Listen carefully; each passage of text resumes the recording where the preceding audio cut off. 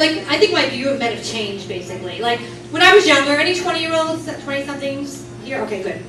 All right, we were all old and depressed and bitter. Okay.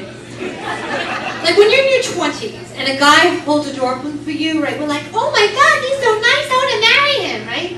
And then in your 30s, you're like, he's just looking at my ass.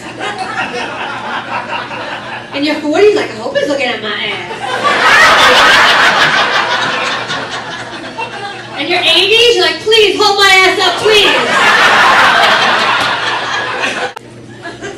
Right? The older women, they call them cougars, right?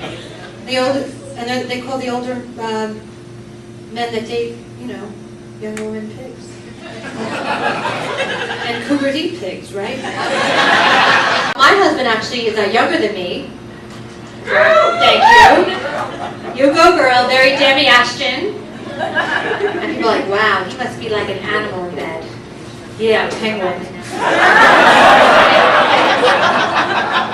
Dripping in oil. Happy feet, happy feet. When I got engaged, people asked me like the stupidest questions, like when's the date, right? Like after the baby, duh. My husband's really paranoid because he thinks he's gaining weight and losing his hair, even though he's younger than me. You know, anyone else like that? Anyone else's husband like that? These men, they're vain, right? These men are. So my husband's like, you know, I'm like, honey, I'll love you if you're bald or fat. He's like, not both? I'm like, now you're pushing it. My last boyfriend was a little older than me, you know.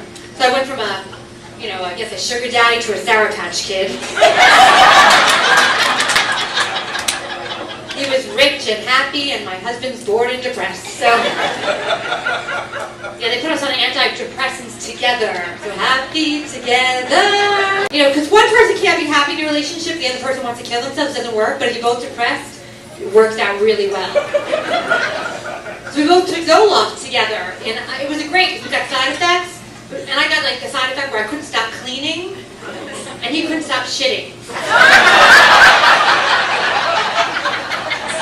I had the cleanest house. It smelled like shit you'd ever seen. I paid $200 an hour for the therapist. You could probably know my old therapist. She's really cheap. Margarita, do you know her? $200 an hour for the therapist to sit there and tell me that I'm turning into my mother. $200 an hour. It's a lot of money. You know what I did? I bent the therapist over my knee, I spanked her, and now she pays me $200 an hour. And then she sucks my toes.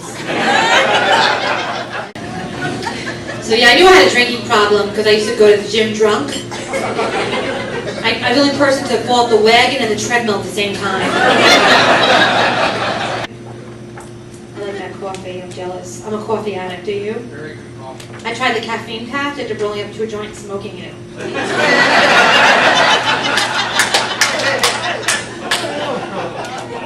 I named my first kid Sweet and Low. I can't stop. I really can't. But I can't get up in the morning. My mother still calls me up every morning to wake me up for work.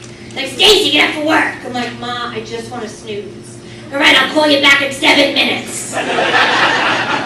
My mother told me that my dog Schmutzy was my brother. And I believed her. I know, exactly. But me and Schmutzy, and if anyone's Jewish here, Schmutzy means dirt in Yiddish. So basically my mother named my brother Dirt. And I loved Schmutzy. He was like a mud. He was the cutest thing. He was blind. He was disabled. I loved him. And but we had some little sibling rivalry. He was a little older than me. He beat up on me. He'd poop on the floor, blame it on me. I'd pee in the bed, blame it on him.